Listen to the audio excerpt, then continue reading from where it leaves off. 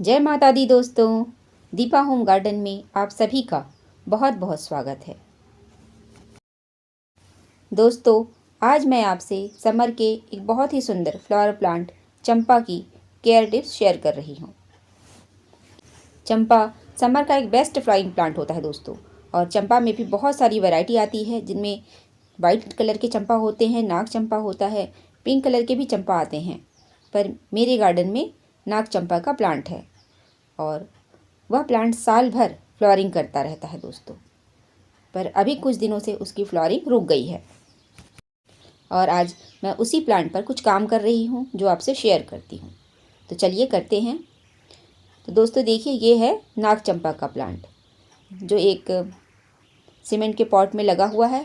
और जैसा कि आप देख रहे हैं कि पूरा पॉट रूट से भरा हुआ है और यह प्लांट अभी तक फ्लावरिंग कर रहा था। इस प्लांट की हाइट बहुत ही ऊंची हो गई है और नाग चंपा पेड़ों के समान ही फैलता है दोस्तों, हाइट लेता है, तभी उस पर फ्लावरिंग होती है। इस समय मेरे इस प्लांट में भी पत्तियां पीली होने लगी हैं और ये रूट बाउंड के कारण है दोस्तों, क्योंकि गमले में अब पानी के लिए बिल्कुल स्थान नहीं रहा है। हम जब भी पानी डालते हैं वो बहुत जल्दी ही इसकी जड़ें सूख लेती हैं, जो पूरी पत्तियों तक, डालियों तक, ब्रांच तक नहीं पहुंच पाती हैं और इसलिए ही स्ट्रेस में आकर प्लांट ने अपनी फ्लावरिंग रोक दी है।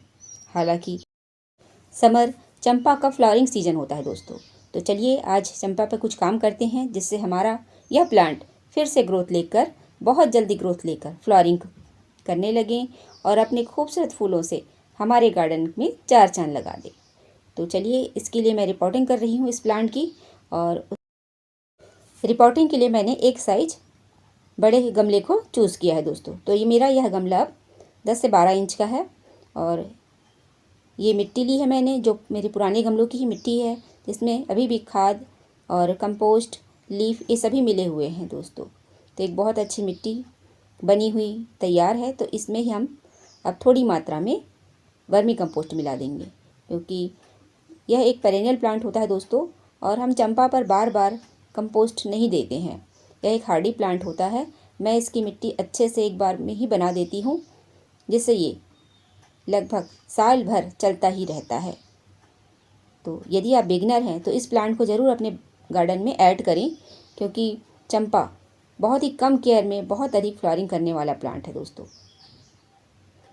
तो देखिए, इस पुरानी मिट्टी में ही मैंने थोड़ी वर्मी कंपोस्ट मिला दी है। इसकी जगह आप कंपोस्ट या किचन कंपोस्ट या गोबर की खाद भी ले सकते हैं। सभी हमारी चंपा के लिए बेस्ट ही होते हैं। और आगे थोड़ी मात्रा में मैंने हल्दी ली है दोस्तों और ये नीम खली है। साथ ही कुछ दाने ऑर्गेनिक डीएपी के हैं, जो हमारे फ्लावरिंग को बूस्ट करेंगे। हल्दी और नीम खली फंगस से इस प्लांट को बचाएगा दोस्तों।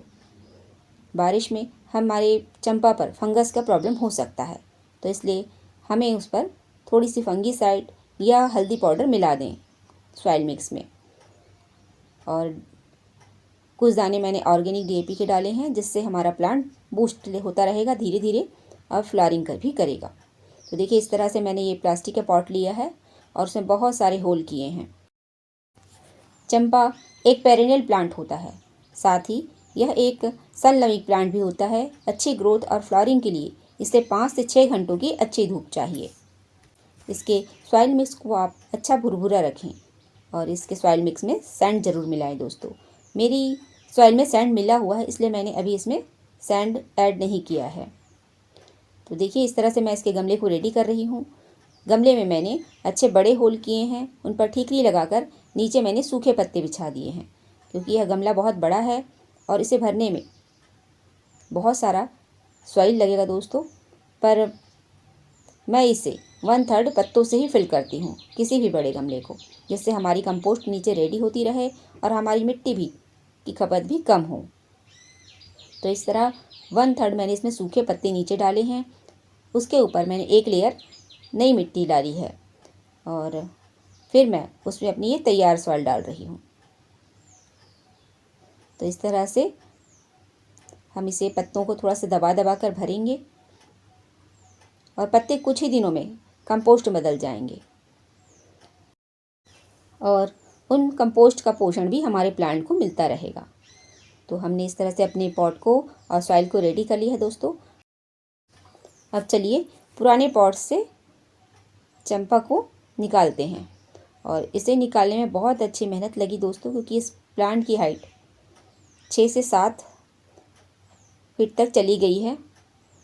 तो इसे मैंने निकालने में अपने बच्चों की मदद ली है। तो देखिए निकालने पर पूरा प्लांट हमारा, उसकी जड़ें पूरी तरह से बाउंड हो चुकी हैं। तो इसमें से मैं आधी रूट को कट कर रही हूँ और ये अच्छी मोटी मोटी जड़ें हो गई हैं दोस्तों। तो इस तरह से जो पेरेनियल प्लांट हैं उन्हें हमें समय समय पर रिपोर्ट करना ही होता है। और मैं इस काम को करने में थोड़ी सी लेट हो गई हूँ दोस्तों, क्योंकि यह काम मुझे फरवरी में करना था। पर अभी भी हमारे यहाँ मौसम ठीक है, बीच में हल्की बारिश हो ही गई है। सो मैं अब इसे रिपोर्ट कर रही हूँ, क्योंकि चंपा समर का ही प्लांट है दोस्तों। तो आप इसकी रिपोर्टिंग अभी भी कर सकते हैं, मार्च लास्ट तक आप इसकी रिपोर्टिंग कर दें। तो इस तरह से चंपा को लगाकर मैंने ऊपर सॉइल मिक्स डाला है और अभी मैं इसे 2 दिन शेड में रखूँगी और उसके बाद फुल सनलाइट में। तो दोस्तों कैसी लगी है शेयरिंग, प्लीज़ कमेंट्स करें और दीपा होम गार्डन को सब्सक्राइब करना ना भूलें।